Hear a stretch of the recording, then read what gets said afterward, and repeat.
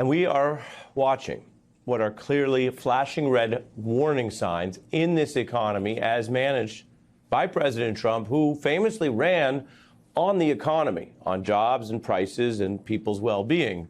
He's been doing a lot of other things with his agenda, with his priorities, but that, of course, was a big part of the campaign last year. And now the fears are that there could be a downturn, that Republicans don't want to ride bad jobs numbers and high prices into what are going to be midterms now just over a year away. And the issue here is facts. We have all watched our politics and propaganda turn more and more on what we might charitably call something other than reality.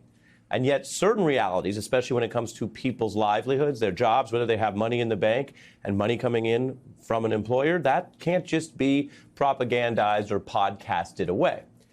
And that brings us to the top story right now, the brutal new jobs report that shows hiring stalling out in America. Only about 20,000 jobs added. That is basically a small number and is also, and this is important in how this economic stuff tends to work, a lot lower than what was expected. So you can see universal headlines there, warning signs, slowdown. It's the first jobs report as well since the reality issue came up on jobs. Donald Trump has been caught lying more than any other modern politician. Washington Post actually kept account for many years. It's not a criticism, it's a fact that he lies all the time. And in the second term, he's been more brazen about trying to get other people to lie for him, even in the career civil service. And so he actually ousted the person who had the bad news on these same jobs reports before. But firing the people giving you the bad news, hoping to distract, that's not really working. In fact, here's how it's even playing on Fox Business. Weakness in the job market. 22,000 jobs added in the month of August. That was much less than the expectation of 75,000 guys. There's a labor crisis. So it's a weaker than expected number, and these revisions are pretty brutal. So there's a lot of concern. You may have more of a deflationary situation there, which I thought all along. By the way, a history lesson, folks. That's what we had in the 1930s. Reference there to the Great Depression, weak, brutal. Trump's labor secretary is doing a version of what Trump did, basically saying maybe these numbers aren't real or they don't mean anything. Take a look. Do tariffs have anything to do with this slowing job market? Unemployment is still holding steady. Statistically, it's non-existent. Statistically, it's a problem. A labor secretary trying to sort of use what are fancier words, and there are debates over, of course, economic numbers, but basically argue to everyone, including even straightforward questions there on the financial news networks, that what you see isn't real. Out in the markets, out in the job market as well, people find it very real. And Trump is in negative territory already. He talks about a lot of different topics. There's a lot of other things going on, of course, that are covered, but he's down 15 on jobs already, down 30 on inflation and prices, which again was the issue where he attacked the incumbent Biden-Harris administration to great effect. And President Biden himself acknowledged there was a price and inflation problem. We all lived through that. The question is, how's the medicine going? Did the guy who ran on fixing that get anywhere? Or is it status quo, meaning Donald Trump has a Biden-level economic problem, or is it even worse? The big thing was that he was going to make your economic life better and daily purchases more affordable. And I went on groceries. It's a very simple word, groceries. Like almost, who uses the word? I started using the word, the groceries. A vote for Trump means your groceries will be cheaper. It'll also bring your grocery bill way down. I have more complaints on groceries. Groceries. Well, let's look at the prices. They're up. 90% of Americans say they are currently worried about the price of groceries. Axios puts it this way. For a president whose credibility on the economy has always been his strongest asset, the prospect of the bottom falling out is uniquely dangerous. Again, if this is his thing, he ran on it and wants to be judged on it, that's a problem. And it's not the only one. There are protests over the troops in the streets. There are judges saying Trump exceeded his power on that, and tariffs, which relate to the economic problems and feed uncertainty that neither the job nor stock markets want. There's the roiling Epstein scandal, which took on a new chapter this week with Republicans pushing to override the House leaders who were trying to back up Trump with secrecy while we heard the moving presentation of testimony of those victims, many of whom said it's not politics, but it is a Trump DOJ failure.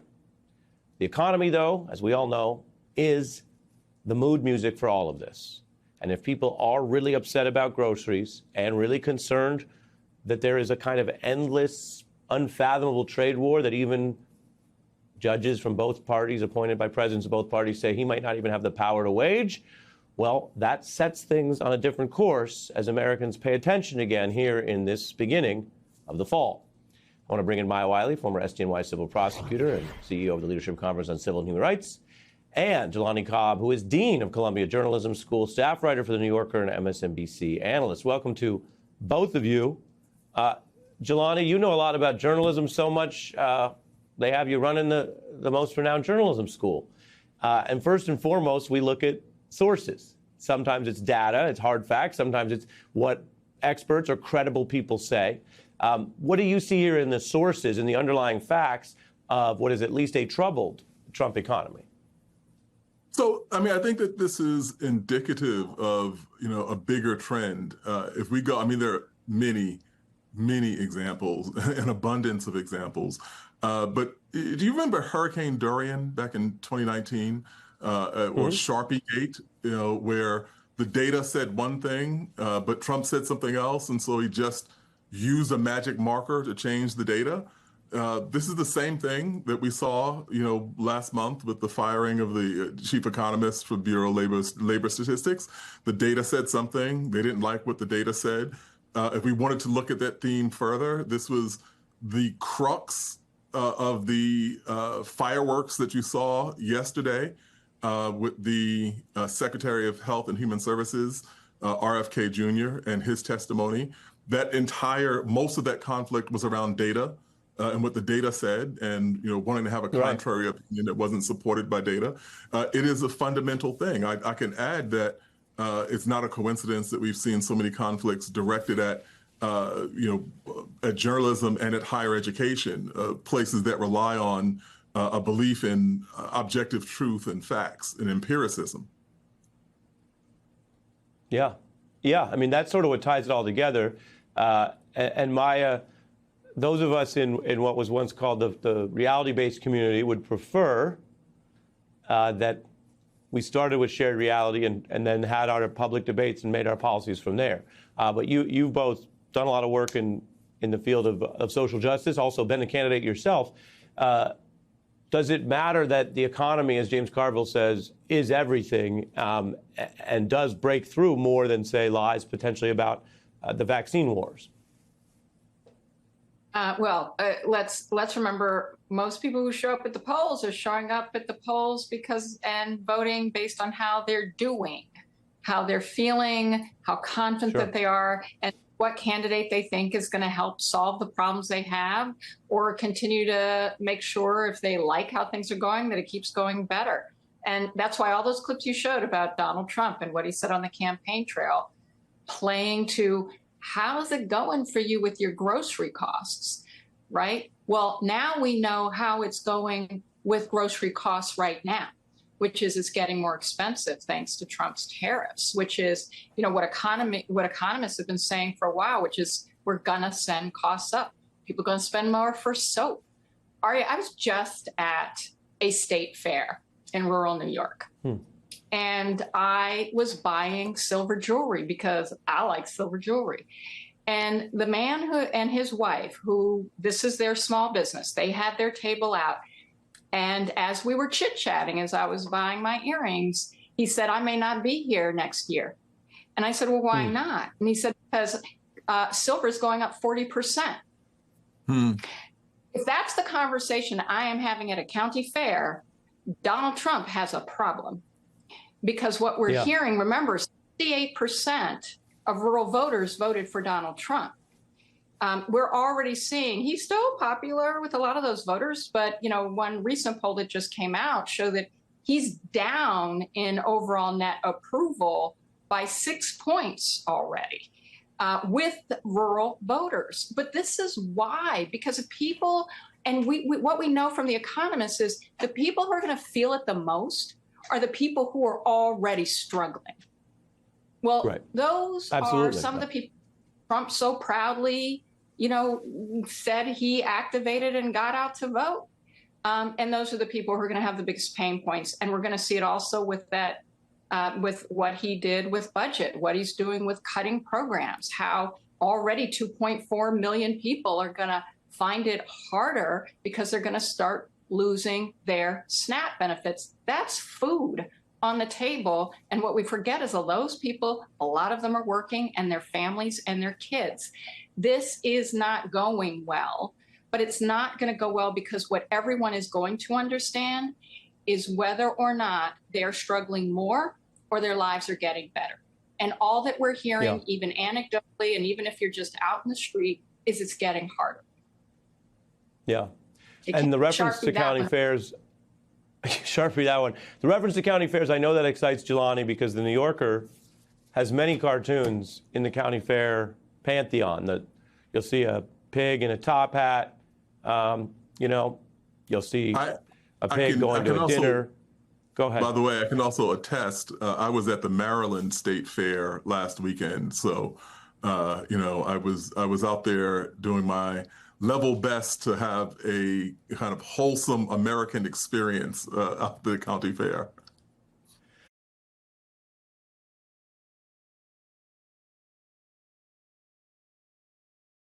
This afternoon, our very economy is the latest victim of Donald Trump's highly destructive presidency because the new jobs numbers are out and they're not pretty. First, the top line numbers for you. Only 22,000 jobs added in the month of August. The unemployment rate rose slightly to 4.3%. And then there's this reporting in the New York Times. Quote, the economy has been cooling since its red-hot pandemic peak in the face of high interest rates and has been recently buffeted by a barrage of tariffs and other disruptive economic policies from the Trump administration. With revisions, the labor market now appears to have lost 13,000 jobs in June, the first negative numbers since December of 2020. In total, numbers for the previous 2 months were revised down by 21,000 jobs. At the closing bell on Wall Street mere moments ago, the Dow was down more than 200 points. These are the results. This is Donald Trump's economy. Donald Trump, a president who campaigned on a promise to the American people. This is how the story went during the campaign. The economy was broken, and he alone could fix it. So naturally, the Trump administration is on a spin cycle today.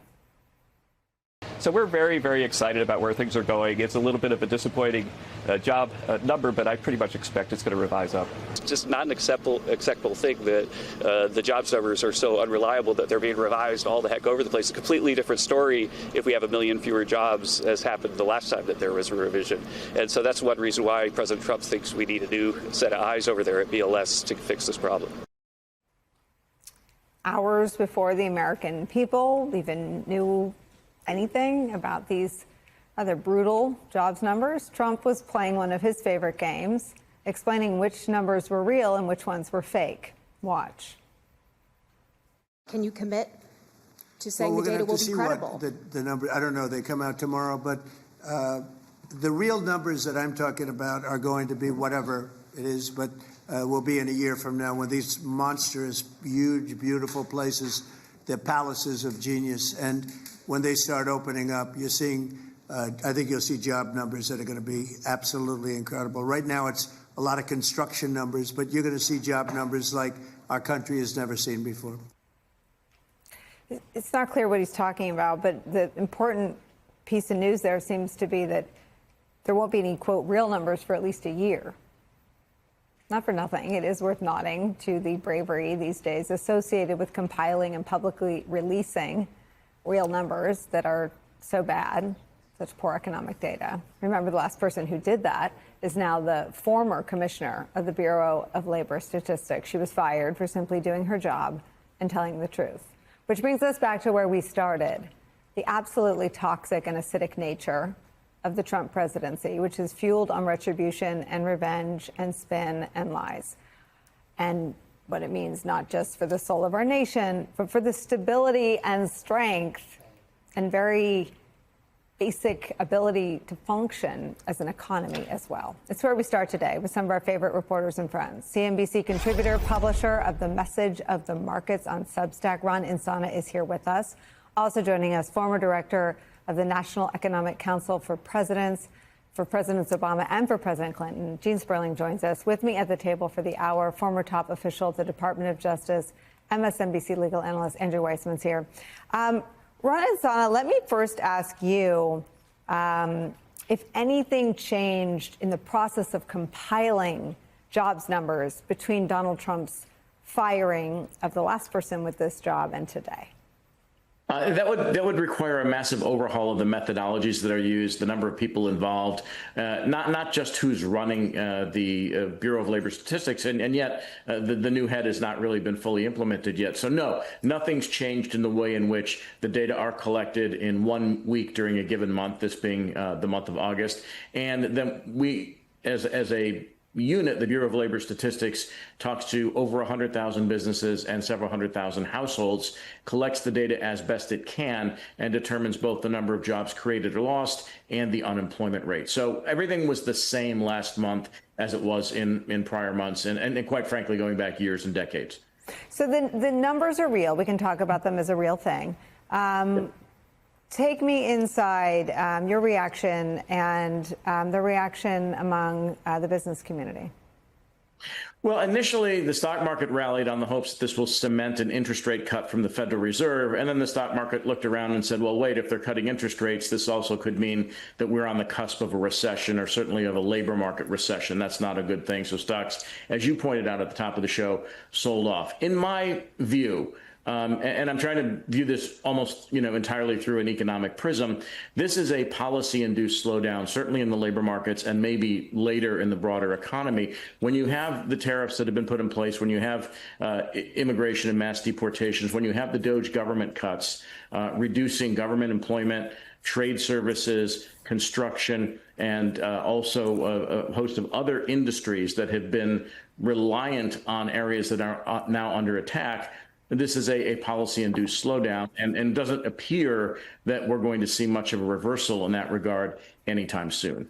So I appreciate the economic prism, and that's why the three of you are here. But policies are made by policy makers, and the policymaker who made those three policies, DOGE, tariffs, and the others, is Donald Trump.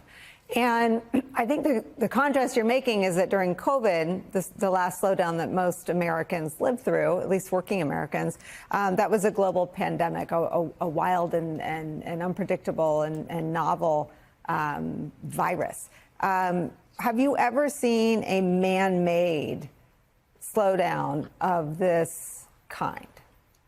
I've seen man-made financial crises that turned into recessions, like the great financial crisis in 2008, where lax regulation, the overuse of borrowed money in the financial system that almost destroyed our banking system back in 2008. And I've seen financial market panics that were at least induced by greed and deregulation create unfavorable economic environments. This is a little bit different. This is, in a sense, directly aimed at the economy, not so much at financial markets, where the adverse impact is falling on specific industries, specific groups of people, and it's a direct result, at least in my mind, of the policies that have been enacted to date. Gene Sperling, the irony is, I guess it's an irony and a tragedy. So many Americans have pinned their economic dreams and ambitions on Donald Trump, and it was always a lie. The gold toilet was for him, but not for you. The private plane wasn't even really real because he just took one for free from a foreign country. And the idea that, quote, the grocery will get cheaper, everything will get cheaper, was a lie. Everything has gone up. Talk about the real lived economic insecurity for the vast majority of Americans. Sure. I think what's disappointing a lot of Americans, even some who voted for the president, is that he has been much more focused on gaining unchecked power for himself than he has been on checking the price increases that they're feeling and are hurting on their cost of living. And Ron, he's very diplomatic. I think he was saying policy-induced problems or something. Nicole, I think I first said on your show, self-inflicted wound. And, sometimes the Trump administration likes to say, oh, let's go back to where Biden was. And we should welcome that discussion because you have to look at the direction of the economy. When he took office, this is not a Democratic view. It's not a Gene Sperling view. It was the view of the entire expert market that we were headed for what was a soft landing. And what that meant was that places like Goldman Sachs, the IMF, were seeing core inflation was going to come down to around 2%, 1.9, which was going to allow the Fed to cut. And growth was going to stay close to 2.5%. It was the beautiful soft landing. Everything that's happening right now is sending those trends in the opposite direction and solely due to policies. Erratic tariff policies have both slowed growth, which we're now seeing in the job market. I mean, this is now just the last 4 months, right? The last 4 months, he owns 29,000 jobs per month. You had the first loss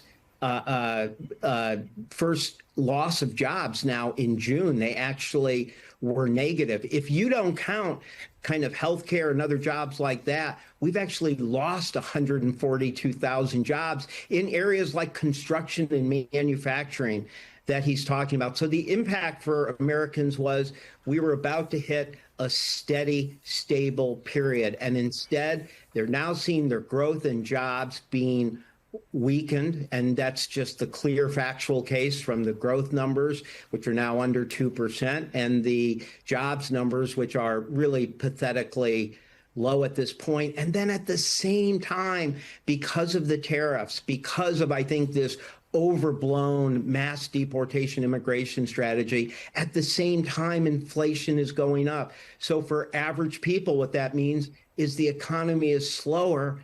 My jobs prospects are not as good or as they were, and yet my prices of coffee, beef, a baby stroller, all of those things are going up and designed to go up higher. And then ultimately for the Federal Reserve, it puts them in this impossible situation. They'll probably cut 25 basis points out of worry over the economy, but they're not going to do 50 or 75 because they see those prices continuing to go up, all due to the policies put in place intentionally by President Trump and his team. Joining us now, NBC News senior business correspondent Christine Romans, independent journalist Philip Bump, professor of economics and public policy at the University of Michigan, Justin Wolfers, and staff writer for The Atlantic and MSNBC political analyst with a fresh new do, Ashley Parker. All right. So am I right to characterize it that way, Christine? Jobs numbers bad? I'm calling it a stall. I mean, you had 4 plus years of just gangbusters job creation. In fact, it was so aggressive, the job creation, that we were worried about inflation.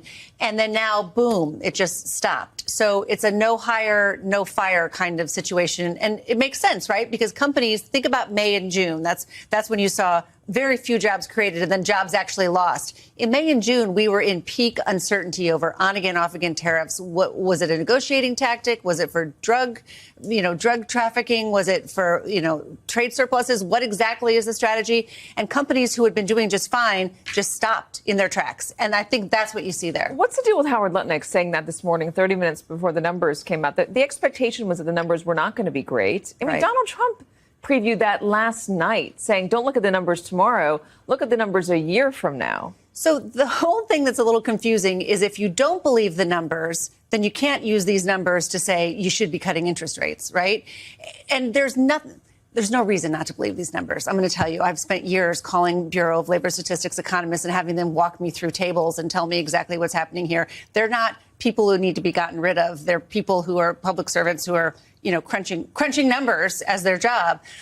So there's no reason not to believe these numbers. And I do think the Fed will likely cut interest rates next time around because the job market is softening. By 0.25% or half a percent? Maybe. It's unclear. Well, there's a lot more inflation data between now and then, too. So I'm not really going to put any money on a bet quite yet. So, Phil, walk me through who was not getting hired or who was losing their job the last month.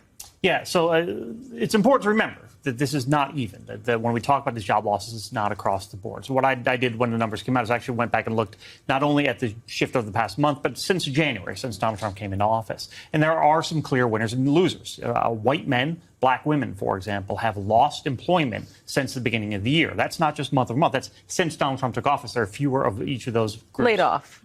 Yes, potentially, or retiring, or, there are lots of ways in which they might have left the workforce. One of the most fascinating aspects of it is I also looked at industries. And so we see, for example, the manufacturing, which was down last month. Manufacturing has lost jobs since January. And to the point about tariffs, like this was supposed to be the argument, right? The argument was, well, it was one of like 9 arguments, but one of the arguments was these tariffs will bring manufacturing back to America. And it hasn't. It simply hasn't done that. We see, of course, the government jobs are down, largely driven by federal government cuts. So all of these factors, it's not even throughout the economy, but you can consistently see how this points back to Donald Trump's policies. And manufacturing is interesting, Justin, because when we were talking about these tariffs and Donald Trump's desire to bring manufacturing home, one of the things that we pointed to was the tariffs that he put into place during his last administration and how they did not lead to more manufacturing jobs. It was steel tariffs, I believe.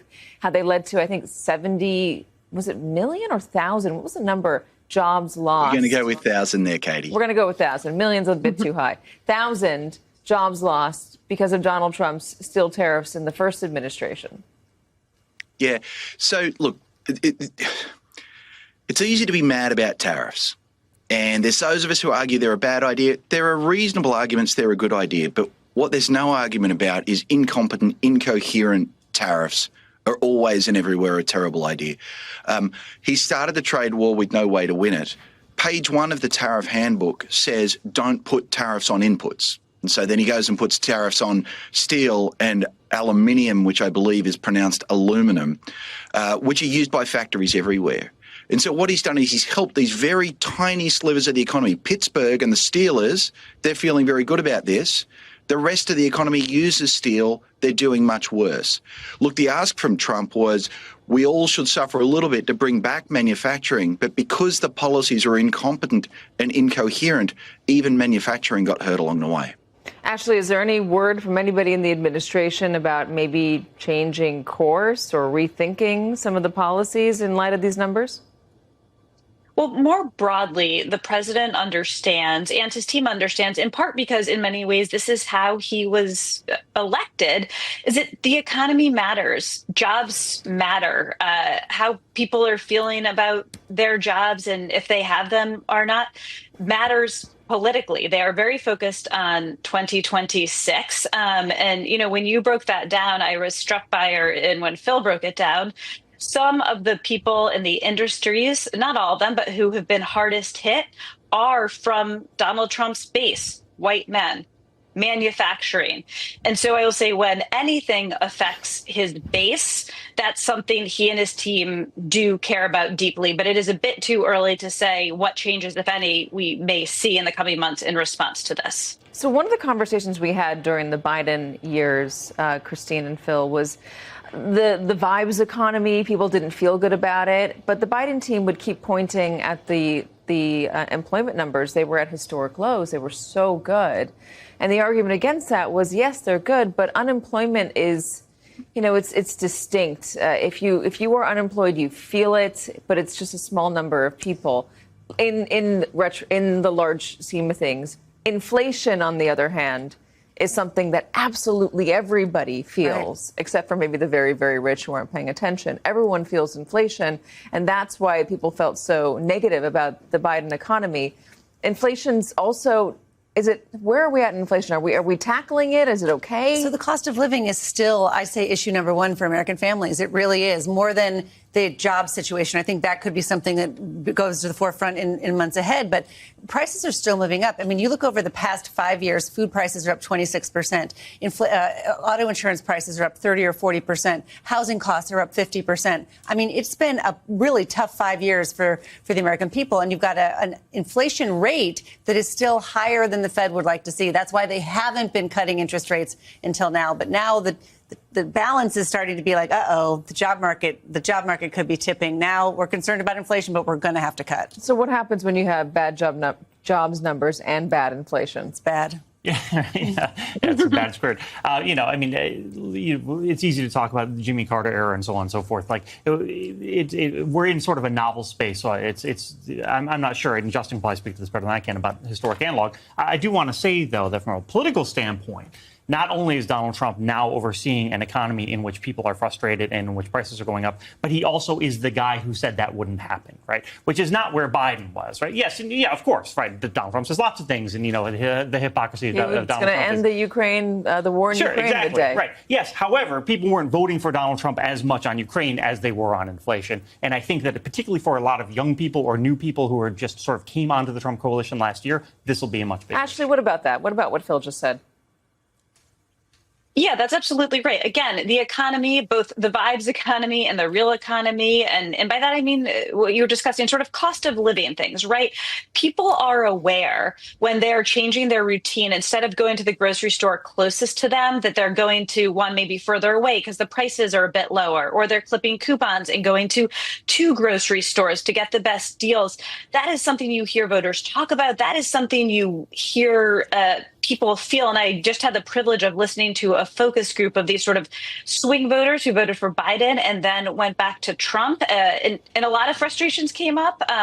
But one was exactly that. They didn't quite name inflation, but it was that prices were high. Things felt tough and they hadn't gotten better the way, this allegedly wizard businessman was supposed to make them better. Justin, we were headed toward a soft landing after COVID. Did we ever achieve that soft landing? Are we in perpetual landing mode? I'm an optimist, so I want to give the Fed credit for getting inflation down from 9% to 3% without causing a recession in a way that simply hasn't happened before. So I say let's let Jay Powell own the economy until around about April, when tariffs dominated the agenda. And it looks like if you're waiting for the final moment of touchdown, no, we got trouble right around the corner right now. Inflation never quite made it all the way. It looks like it might be about to take off again, precisely because of the White House's policy choices. And unemployment's been slowly rising over the past few months, and certainly job growth is slowing. And there's a whole lot of reasons to worry that if the previous miracle was inflation fell with no change in unemployment, we're now about to get unemployment rising and inflation rising. A whole different story. The United States barely created any new jobs this summer. The Bureau of Labor Standards reporting the U.S. economy added only 22,000 jobs in August, less than a third of the figure most analysts expected. It is the latest in a series of increasingly grim jobs reports since Trump took office.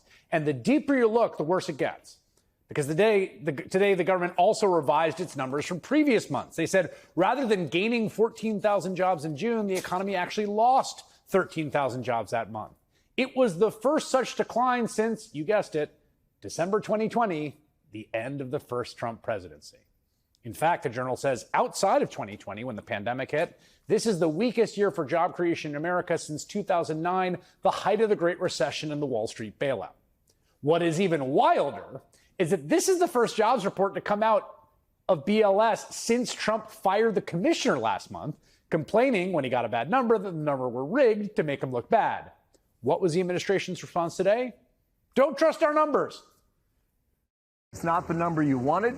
It was not the number that was expected. How come? Right. Well, one of the things we know is that they've been really at BLS struggling with bad response rates. So it's their fault? And so, well, I'm saying that this number, we expect this number will be revised up. That's been the pattern over and over. The revisions for June and July collectively were lower. We're lower. And you're saying the revisions for next month will come back. We'll see whether or not that's the case. Boy, we will, won't we? In fact, Donald Trump seemed to have been laying the groundwork for this last night to basically ignore his own government's data? A lot of people will be turning to you to see if you believe the data that's released. Can you commit to saying the data will be credible? The number, I don't know, they come out tomorrow, but the real numbers that I'm talking about are going to be whatever it is, but will be in a year from now when these monstrous, huge, beautiful places, they're palaces of genius. And when they start opening up, you're seeing, I think you'll see job numbers that are going to be absolutely incredible. Oh, yeah. Just wait till next year when all the big AI data centers open up. That's going to be a real job booster. Just ignore the numbers till then. It's the same refrain he gave Americans during the COVID recession, if you recall. It is an acknowledgement, however tacit and pained, that right now, the data that shows the true state of the American economy is bad and getting worse. And that is Donald Trump's greatest political weakness, bar none. I mean, the core Trump brand, right? Throughout his first campaign in 2016 and his first term as president and his campaign last year was that he is a great businessman. He's a billionaire CEO who would be good for the economy. And yes, that always seemed ridiculous to a lot of us.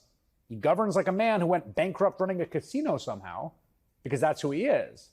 Even as he ran on the economy last year against Joe Biden, promising to bring down prices for consumers on day one, he was also vowing to raise prices on everybody with a tariff plan that experts warned would lead to ruin. And so now here we are. There is no question in anyone's mind this is Donald Trump's economy. He has made sure of that. He has unilaterally and almost certainly unlawfully slapped hundreds of billions of dollars of new taxes on everyday working Americans, hiking prices on the stuff they buy every day. He brags about this tax hike every chance he gets, puts up graphics about how much he is taxing you. He has completely thrown us from the top to the bottom of the global trading order by raising tariffs to the highest level since, yes, the Great Depression. And what we are seeing as a result is an economy screeching to a halt with still elevated unemployment and prices still above target. Republican pollsters know it's hurting. Anyone who has seen a special election or a town hall in recent months know it's hurting him. Anyone who's read a poll. But we also know Trump will not change course. I mean, he could.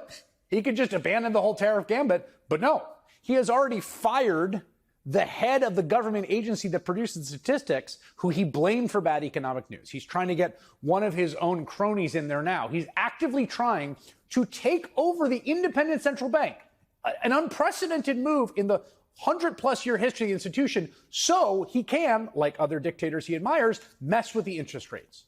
So he can insulate him further from the realities of the economy that he is breaking, as that same reality slaps more Americans in the face. Senator Angela Alsobrooks, Democrat of Maryland, serves on the Senate Finance Committee, and she joins me now. Senator, your response to reaction to today's jobs numbers. Well, you know what, it's hard to escape the truth.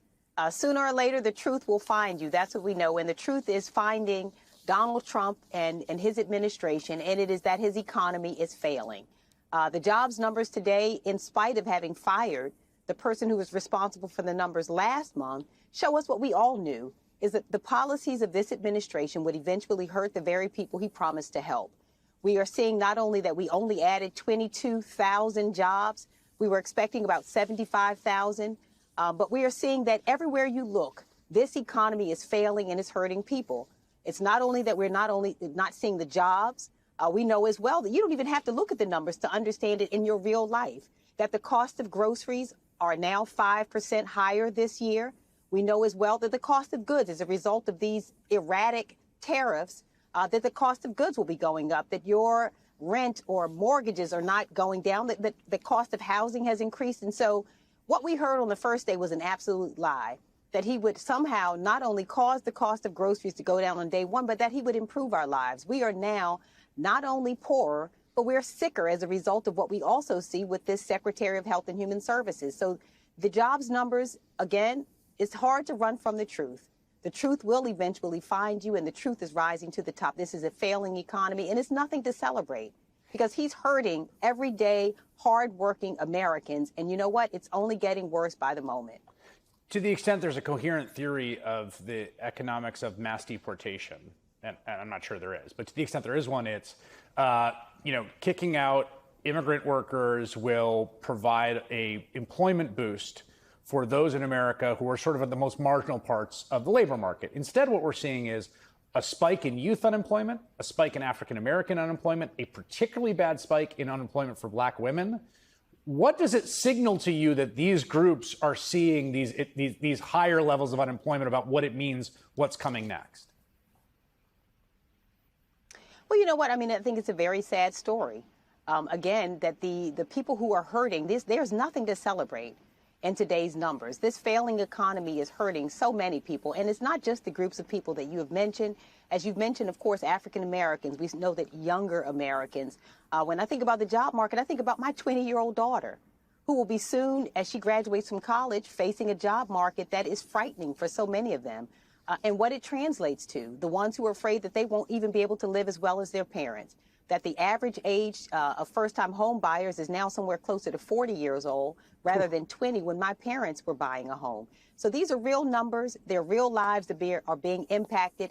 And you know what? All of the distractions. You know, Donald Trump, if he was interested in immigration reform, he and his party had an opportunity to do that with comprehensive immigration reform, and he wouldn't do it. But so now the distractions, all of these distractions still won't take us from the truth. He's wrecked our economy. He's cruel. And what we know as well is that we're now going to also be sicker.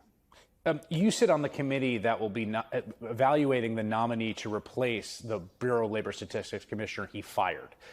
A lot of people feel like this is an attempt to essentially capture the agency, to be able to cook the books and massage them. Some new reporting about the individual who has been nominated for that post.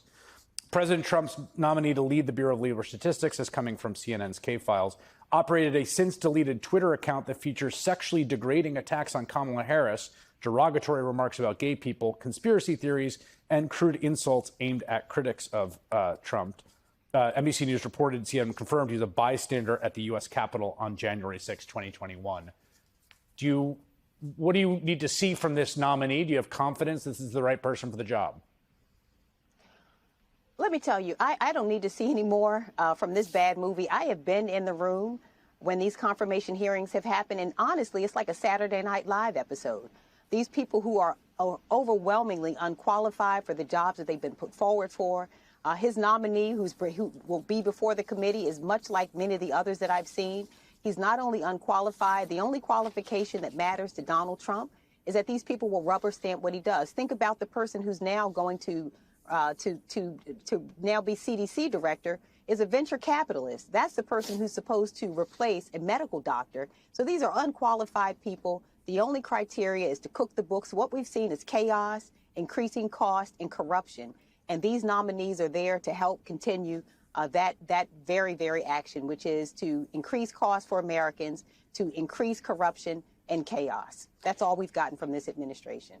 You just spoke about the CDC. Obviously, there was the hearing with RFK Jr. from HHS yesterday. It's my understanding you have either introduced or signed onto a resolution calling for his resignation. Do you think this is there's ground to be made there with colleagues of yours on both sides of the aisle to call for his resignation? Oh, absolutely. And you know what? And I've been saying this from the very beginning. I actually filed this resolution 4 months ago. I was the very first senator, in fact, to call for RFK Jr.'s resignation, and I'm calling for it again. I've released a report along with Senator Wyden that it delineates 203 different ways, 203 different days and dangerous actions that he's taken to harm the American people.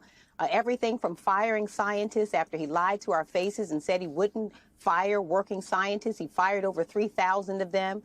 We know as well that now these dangerous theories around vaccinations, that today we saw another outrageous report in the Wall Street Journal that says RFK Jr. wants to connect autism to the taking of Tylenol by pregnant women. And this flies in the face of everything that medical doctors and scientists and researchers say.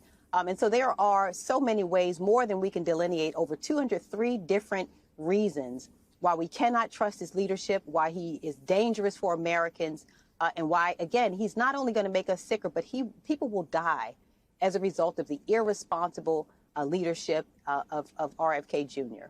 Senator Angela Brooks, representing Maryland, thank you for your time tonight.